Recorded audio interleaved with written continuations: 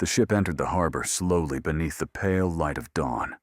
Along the crowded deck, Jewish refugees stood silently beside battered suitcases, cloth bundles, and small wooden trunks containing everything they had been able to carry out of Europe.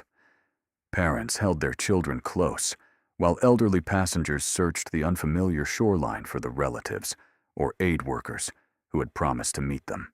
After weeks at sea, the towers, warehouses, palm trees, and distant streets of the Americas appeared before them, not as a land they had dreamed of visiting, but as the only place where they might still be allowed to live freely.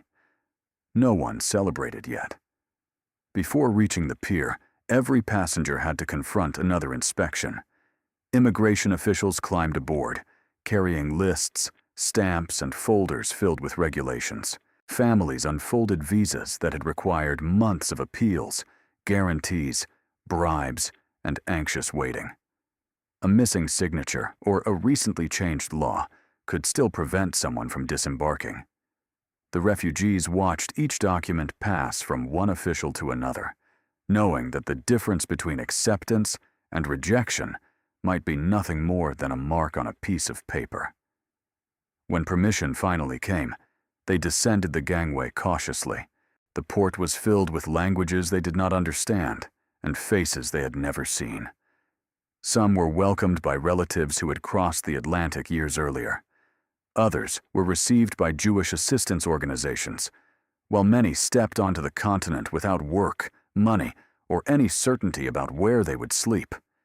Behind them lay the homes, professions, communities, and family histories they had been forced to abandon. Ahead stood cities such as New York, Havana, Buenos Aires, Rio de Janeiro, Montevideo, and La Paz, places that offered safety, but also demanded that they begin again from almost nothing. Between 1933 and the years following the Second World War, Jewish refugees traveled across oceans to escape Nazi persecution and the destruction spreading through Europe. Yet the Americas were never a completely open refuge. Governments imposed quotas, consulates denied visas, and ships carrying desperate families were sometimes turned away. This is the story of those who found a passage across the Atlantic, of those who helped them escape, and of how displaced families transformed survival into new communities throughout the Americas. 1. Jewish life in Europe. Before the Nazi persecution, before the rise of Nazi Germany, Jewish life in Europe was remarkably diverse. Nearly 10 million Jews lived across the continent, from the crowded neighborhoods of Warsaw and Berlin to small towns in Poland, Lithuania, Romania, Hungary, and Ukraine. Some families had lived in the same region for centuries and considered themselves deeply connected to their countries. They spoke the national language, served in the military, attended universities, and participated in the political and cultural life around them. Europe was not merely where they lived. For most, it was the only homeland they had ever known. In Central and Western Europe, especially in Germany, Austria, France, Belgium, and the Netherlands, many Jewish families had become integrated into urban society. They worked as doctors, lawyers, teachers, merchants, musicians, scientists, factory owners, and civil servants. Jewish students attended respected universities, while writers, artists, and intellectuals contributed to the cultural movements transforming European cities. In Berlin and Vienna, Jewish residents helped shape modern medicine, journalism, theater, literature, and classical music. Many believed that education, civic participation, and loyalty to their nations had secured their place within European society. Life was different in Eastern Europe, where the continent's largest Jewish population was concentrated. In Poland alone, more than 3 million Jews lived in cities, provincial towns, and traditional communities often called shtetls. Markets opened early in the morning, artisans worked inside modest workshops, and merchants traveled between surrounding villages. Yiddish could be heard in homes, streets, theaters, newspapers, and schools. Although poverty was common in many districts, These communities developed a rich social and cultural world, supported by synagogues, libraries, political organizations, charitable associations, and religious schools. The Jewish population was never a single uniform community. Some followed Orthodox religious traditions and organized daily life around the synagogue, the Sabbath, and Jewish law. Others embraced secular education, socialist politics, Zionism, liberalism, or new cultural movements. Families could speak Yiddish, German, Polish, Russian, Hungarian, Romanian, Ladino, or several languages at once. In cities such as Prague, Budapest, Salonika, and Vilnius, Jewish identity existed alongside multiple national and regional identities, producing communities that were both distinctly Jewish and deeply European. Family and community institutions provided stability in an often uncertain world. Weddings, religious festivals, shared meals, and weekly Sabbath gatherings connected generations. Jewish charities cared for children, elderly residents, migrants, and families struggling with poverty. Sports clubs, youth movements, women's organizations, professional associations, and newspapers created a broad network of communal life. Even families that were not religious often preserved traditions through food, music, language, stories, and the memory of earlier generations. Yet Jewish life in Europe had never been free from hostility. Anti-Semitic stereotypes had circulated for centuries, reinforced at different times by religious prejudice, nationalist movements, conspiracy theories, and political propaganda. In parts of Eastern Europe, Jewish communities experienced legal restrictions, economic exclusion, and violent attacks long before the Nazis came to power. Even in countries where Jews had received full citizenship, social discrimination remained present in universities, professional institutions, government offices, and elite organizations. The First World War intensified these contradictions. Hundreds of thousands of Jewish soldiers served in European armies, believing they were defending their homelands alongside their neighbors. Nevertheless, after the war, extremists falsely blamed Jews for military defeat, economic instability, revolutionary movements, and nearly every crisis affecting the continent. The collapse of empires created new national borders, while inflation, unemployment, and political disorder made minorities convenient targets. During the Great Depression, anti-Semitic parties found a larger audience by promising simple answers to complex social problems. When Adolf Hitler became German Chancellor in January 1933, many Jewish families initially struggled to understand how dramatically their lives were about to change. They had homes, businesses, careers, friendships, and deep roots that could not be abandoned overnight. Some believed the new government would soon collapse, or that German institutions would restrain its extremism. Instead, discrimination became state policy, and rights that had taken generations to achieve began disappearing. The people who would eventually arrive as refugees in the Americas had not begun their lives as travelers searching for another country. They had been ordinary Europeans forced to leave the world they called home. 2. The desperate search for visas. After 1933, when the Nazis came to power in Germany in 1933, leaving the country was not yet the first thought of every Jewish family. Many believed the political crisis would pass, while others could not imagine abandoning homes, businesses, and communities built over generations. But as Jewish professionals were dismissed from public employment, businesses were targeted, and children were increasingly excluded from schools, immigration gradually changed from a distant possibility into an urgent necessity. The question was no longer whether life would return to normal, but whether there was still time to escape. A visa, however, could not simply be purchased with a steamship ticket.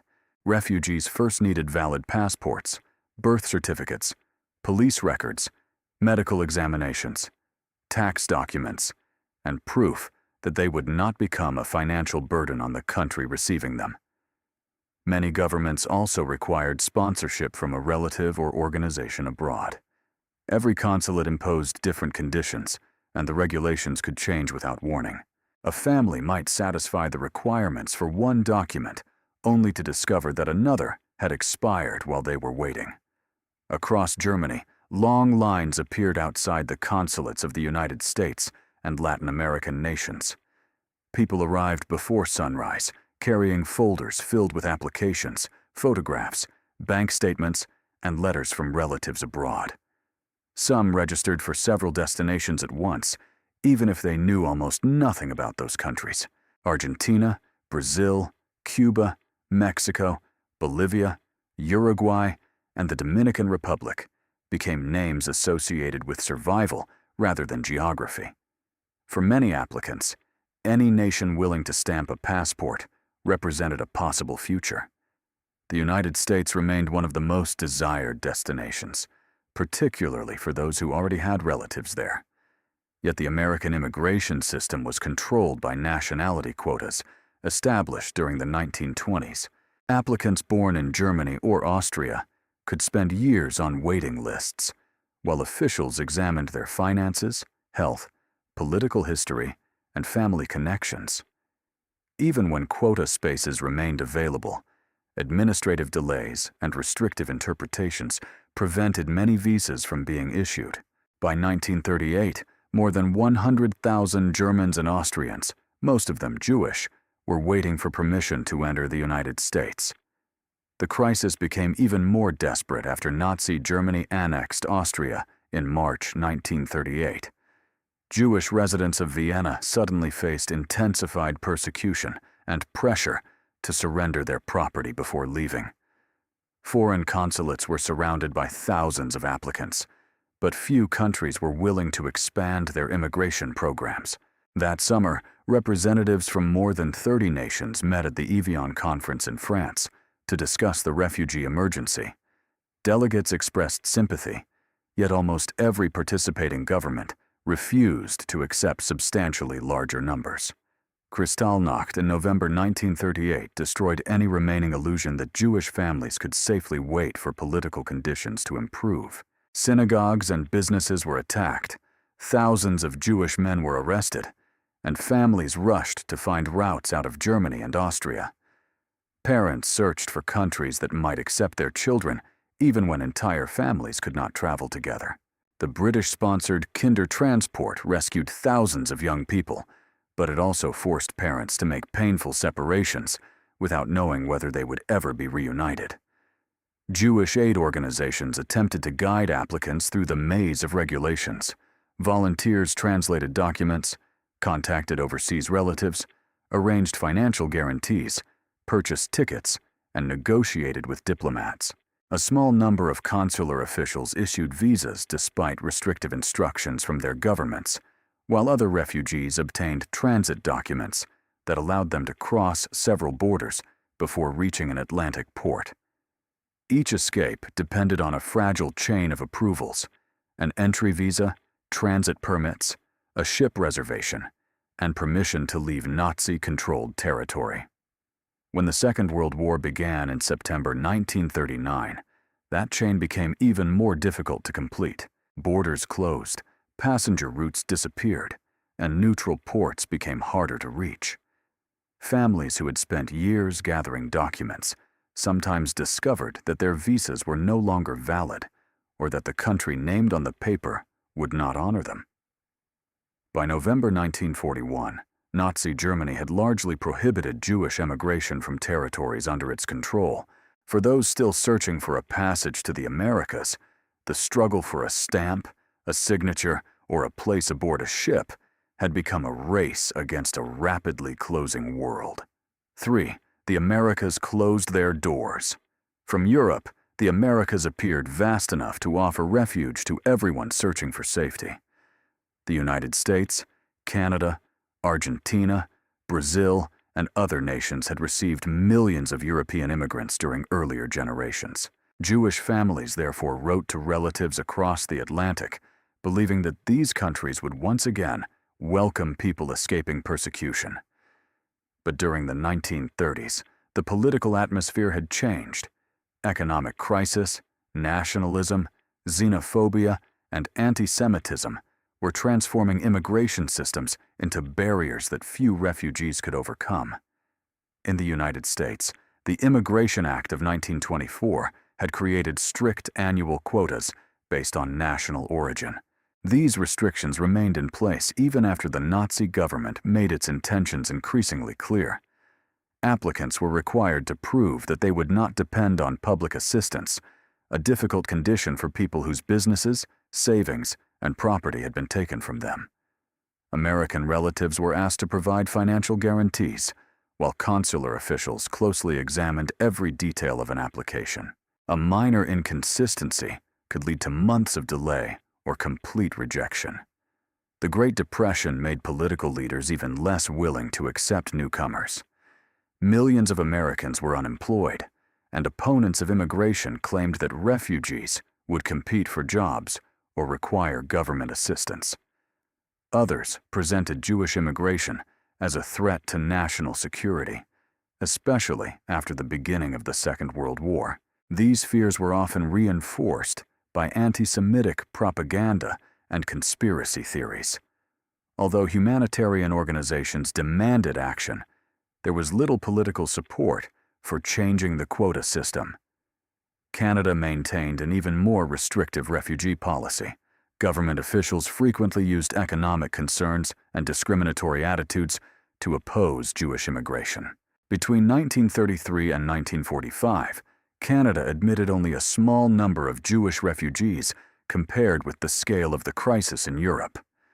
The country had land, resources, and existing Jewish communities capable of helping newcomers, yet its doors remained largely closed when refugee was most urgently needed. Latin America offered hope, but its policies were equally complicated. Argentina and Brazil had previously received large Jewish immigrant populations, and both seemed like possible destinations. As the number of European refugees increased, however, governments across the region introduced new restrictions. Officials demanded proof that immigrants would work in agriculture, limited the arrival of certain ethnic or religious groups, and sometimes circulated confidential instructions designed to exclude Jewish applicants without announcing an openly anti-Semitic policy. Between 1933 and 1945, Latin American governments officially admitted approximately 84,000 Jewish refugees. This number represented thousands of lives saved, but it was far smaller than the number seeking escape. Argentina officially accepted about 24,000 Jewish refugees between 1933 and 1943, while others entered through neighboring countries. Brazil admitted approximately 12,000 between 1933 and 1941, despite having received a much larger Jewish migration during the previous 15 years. Mexico, Cuba, Chile, Colombia, and other countries also tightened their immigration laws as the European crisis deepened. The international failure became unmistakable during the Avian Conference of July 1938.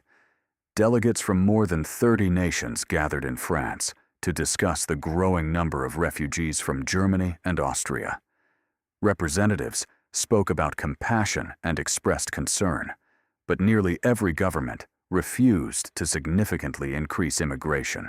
The Dominican Republic was the notable exception, offering to receive additional refugees, although its proposal was shaped by the political and racial ambitions of dictator Rafael Trujillo, and ultimately benefited far fewer people than originally suggested.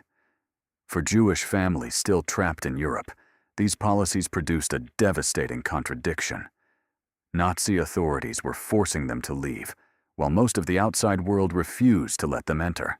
Refugees possessed education, professional experience, and a determination to rebuild their lives, but governments frequently viewed them as economic burdens or security risks. Every unopened border and every rejected application narrowed the path to safety. The tragedy was not that the world lacked information about the refugee crisis. It was that nations with the power to help repeatedly decided that sympathy did not require admission. 4. The secret routes out of Nazi-controlled Europe. Escaping Europe required far more than receiving a visa. Refugees had to connect a fragile series of borders, transit permits, train tickets, and ship reservations before any document expired.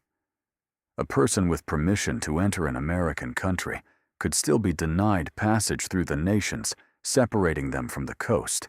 As Nazi Germany expanded across Europe, ordinary railway stations, mountain paths, and neutral ports became parts of an increasingly dangerous escape network.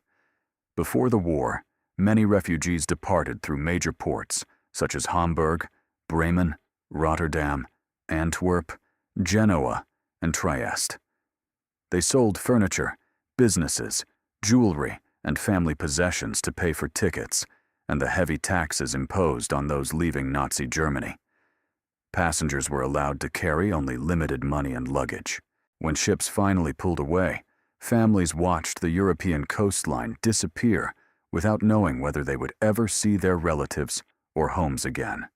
The beginning of the Second World War in September 1939 transformed these routes. Passenger services were reduced, sea lanes became dangerous, and several important ports fell under German control. The occupation of Belgium, the Netherlands, and France in 1940 trapped thousands who had already escaped Germany or Austria but had not yet reached safety. Refugees were forced to move again, carrying documents issued by governments that might no longer exist or recognize them. Southern France became one of the central points in the search for escape.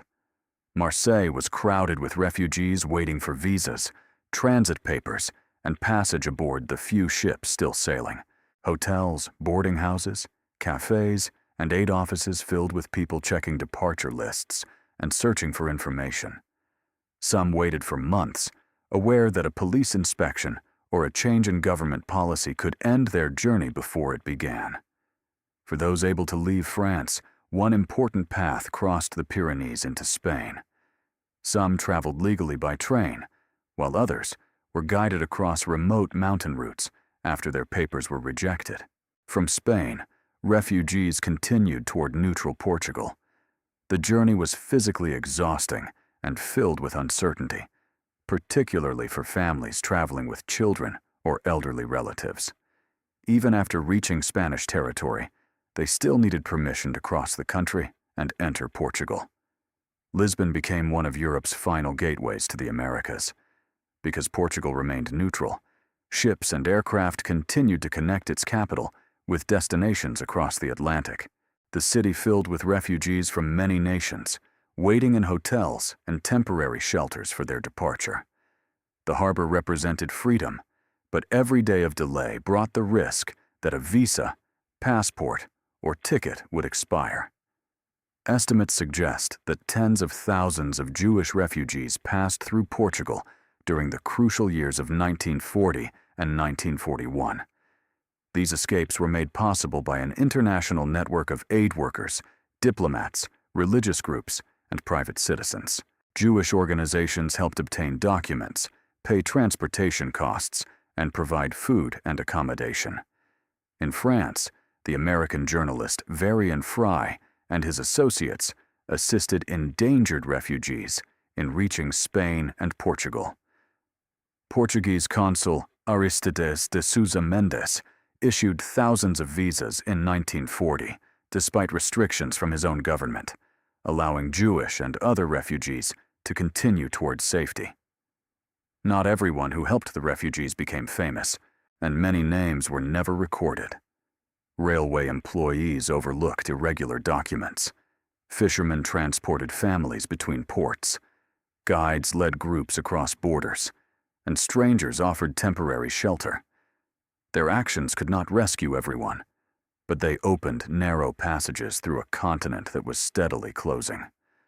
For those who eventually reached the Americas, the ocean crossing was only the final stage of an escape that had often begun months or even years, earlier.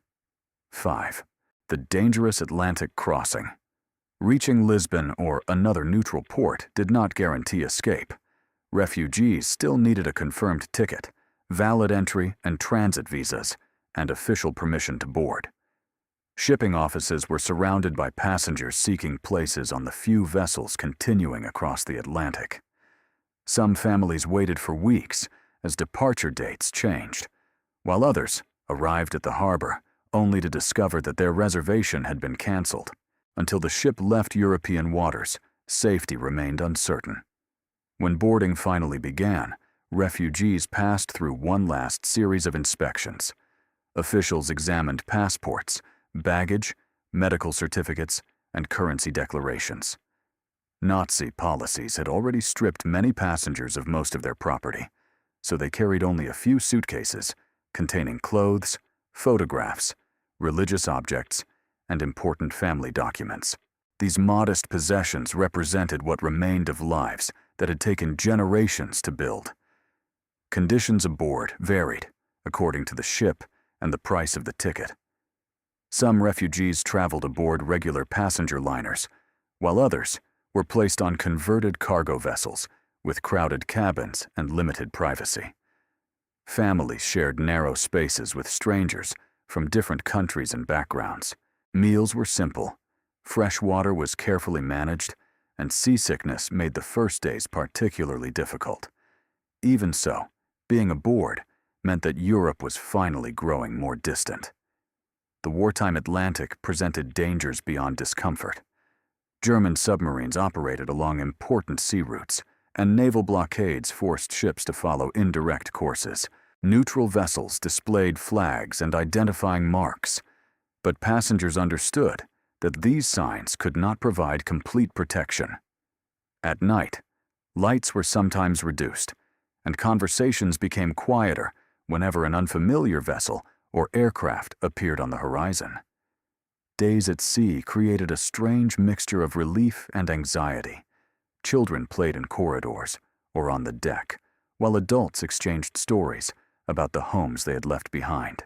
Passengers studied maps, practiced English, Spanish, or Portuguese, and discussed the cities awaiting them. Yet almost every family was incomplete. Parents worried about children who had traveled separately, while others carried letters from relatives still waiting for visas in Europe. News from the continent arrived slowly and was often incomplete.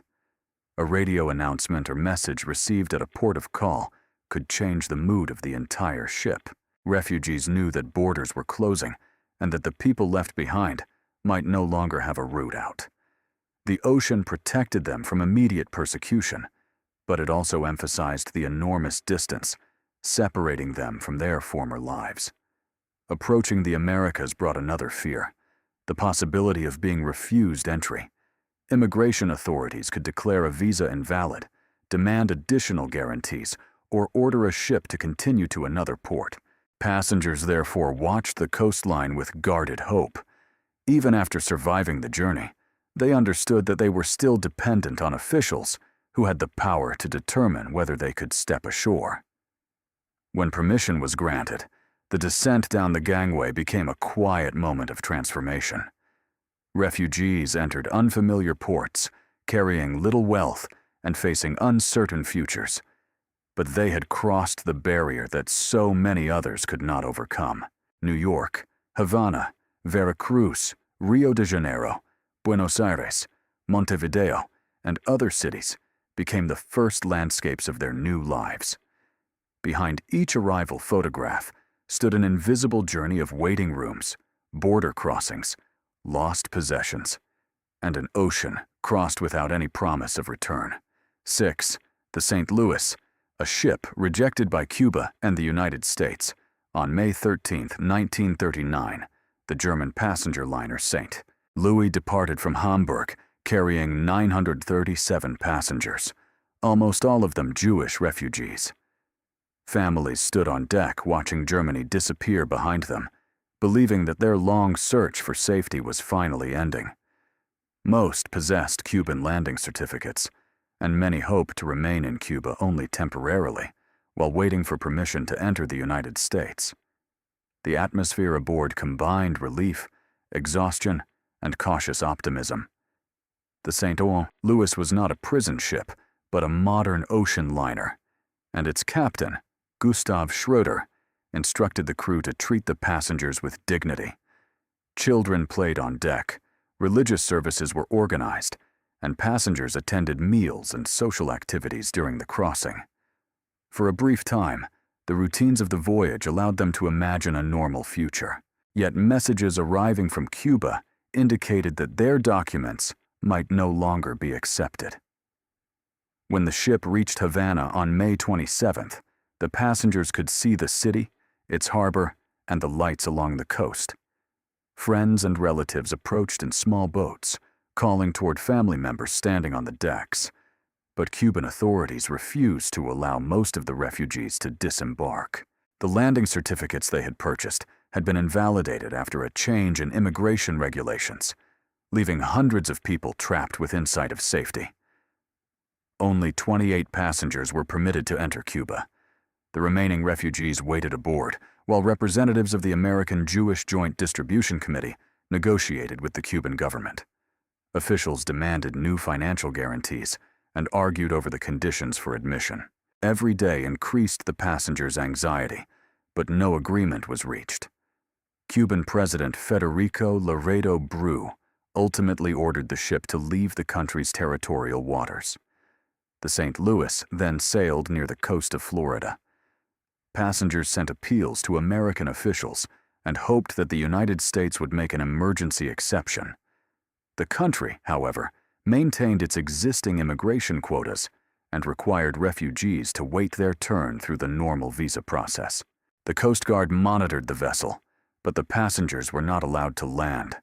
The lights of Miami were visible in the distance, making the refusal even more difficult to understand. Canada was also considered as a possible destination, but its government declined to admit the passengers. With no country in the Americas willing to receive them, Captain Schroeder was ordered to return to Europe. He opposed taking his passengers back to Nazi Germany and worked with refugee organizations to find another solution. As the ship crossed the Atlantic again, negotiations continued with several European governments. Before the St. Louis reached Europe, Britain, France, Belgium, and the Netherlands agreed to divide the returning passengers among them. Britain accepted 288 people, France 224, Belgium 204, and the Netherlands 181. When the ship arrived at Antwerp in June 1939, the refugees disembarked, believing they had at least escaped an immediate return to Germany. Those admitted to Britain were generally protected from the Nazi occupation that followed on the continent. The safety of the others proved temporary. When German forces invaded Western Europe in 1940, many former passengers were once again trapped under Nazi rule. The voyage of the St. Louis became an enduring symbol of the international refugee crisis, not because the world was unaware of what these families were escaping, but because governments chose to preserve restrictive policies instead of offering sanctuary. Its story reveals how borders, quotas, and political indifference could determine the fate of hundreds of ordinary people searching for a place to live. 7. Finding refuge. Across Latin America, for Jewish refugees who could not enter the United States or Canada, Latin America became an unexpected destination. Buenos Aires, Rio de Janeiro, Havana, La Paz, Santiago, Montevideo, Mexico City, and other distant cities appeared on visas obtained during desperate searches for safety. Many refugees knew little about these places before leaving Europe. They arrived speaking German, Polish, Yiddish, Hungarian, or Romanian, and entered societies shaped by Spanish or Portuguese languages, Catholic traditions, and unfamiliar climates. Argentina possessed the largest Jewish community in Latin America, and therefore attracted many refugees with relatives already living there. Buenos Aires had synagogues, Yiddish newspapers, schools, theaters, mutual aid societies, and neighborhoods where newcomers could find support. Yet the Argentine government restricted Jewish immigration during the late 1930s. Approximately 24,000 Jewish refugees were officially admitted between 1933 and 1943, while thousands of others entered through neighboring countries or by using temporary permits. Brazil was another important destination, particularly for refugees arriving through Rio de Janeiro and Santos. The country had previously encouraged European immigration, but the government of Getulio Vargas introduced secretive and discriminatory restrictions against Jewish applicants. Despite these barriers, approximately 12,000 Jewish refugees entered Brazil between 1933 and 1941. They established themselves in cities such as São Paulo, Rio de Janeiro, and Porto Alegre, often supported by relatives and local Jewish organizations. One of the most remarkable rescue efforts took place in Bolivia. Between 1938 and 1941, the country admitted more than 20,000 Jewish refugees, an unusually large number for a nation with a relatively small population. The German Jewish mining entrepreneur Maurizio Hochschild used his political influence and financial resources to help organize visas, transportation, employment, and temporary housing. Some refugees worked in agriculture or mining regions, while many eventually settled in La Paz, Cochabamba, and other cities. Mexico accepted comparatively few Jewish refugees during the Nazi era, despite providing sanctuary to thousands of people fleeing the Spanish Civil War. Government officials often categorized applicants according to nationality and ethnicity, producing unequal immigration policies. Nevertheless, those admitted helped strengthen Jewish communities in Mexico City and other urban centers. Local organizations offered language classes, financial assistance, and help finding employment to families arriving without established connections. Chile, Uruguay, Ecuador, Colombia, Paraguay, Panama, and several Caribbean nations also received Jewish refugees in varying numbers. Some governments opened their doors temporarily before imposing new restrictions. Others offered visas requiring immigrants to work in agriculture, even when applicants had spent their lives as doctors, merchants, musicians, or teachers. Refugees sometimes accepted assignments in distant rural settlements because they understood that rejecting the conditions could mean losing their only opportunity to leave Europe. Starting again was rarely easy. Professional qualifications were not always recognized, forcing doctors to work as salespeople, lawyers to become factory employees, and university professors to accept manual jobs. Families lived in modest rooms, learned new languages, and adapted European recipes and religious traditions to locally available ingredients.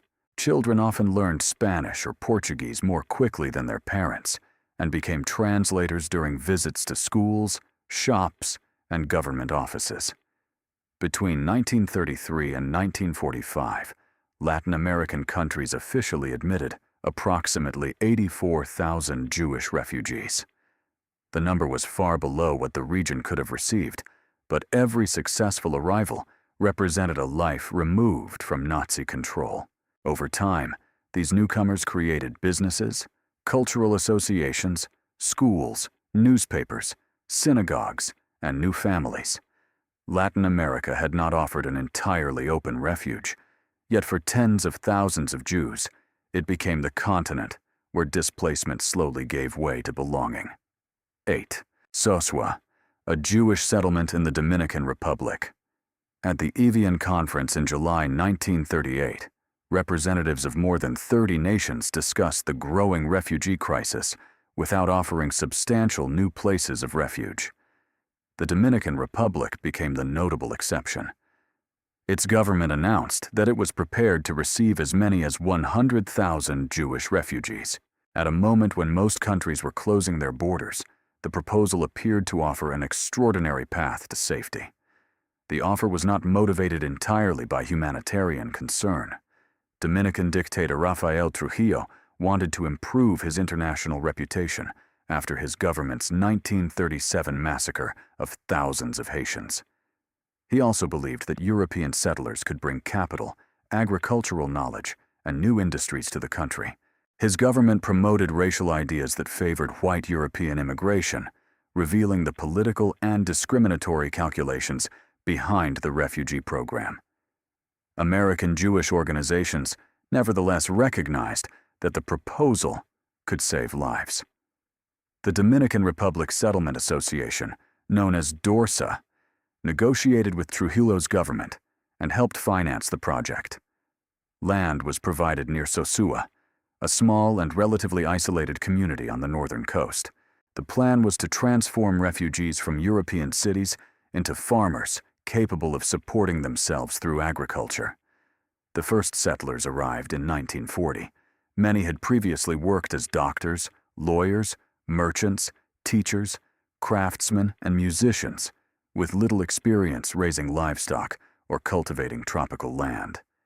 They encountered heat, unfamiliar vegetation, limited roads, and diseases uncommon in Europe. Learning to farm under these conditions required patience, cooperation, and assistance from agricultural specialists employed by the Settlement Association.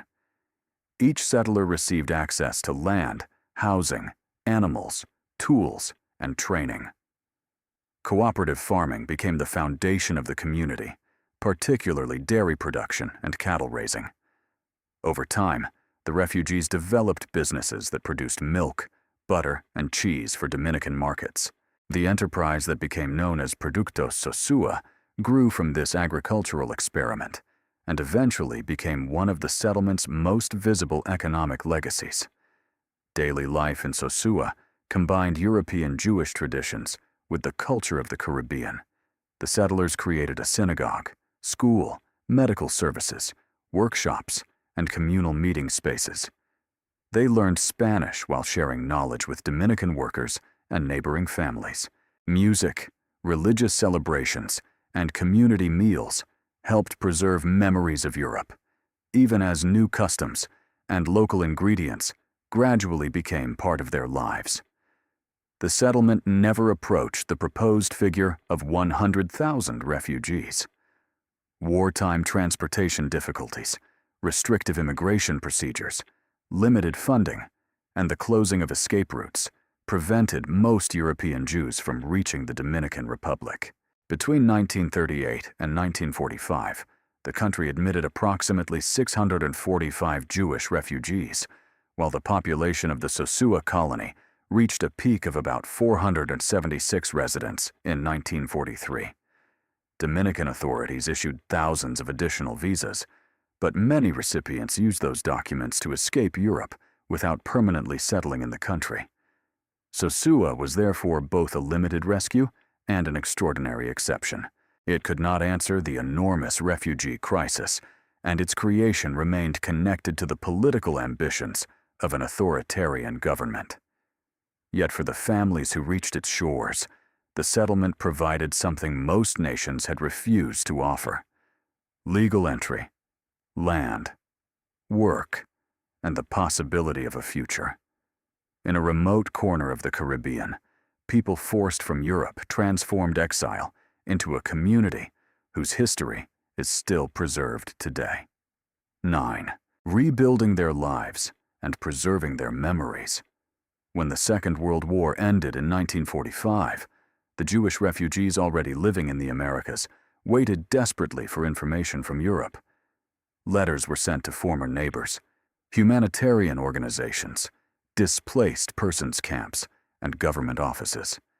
Many searched for parents, children, siblings, and friends from whom they had been separated for years.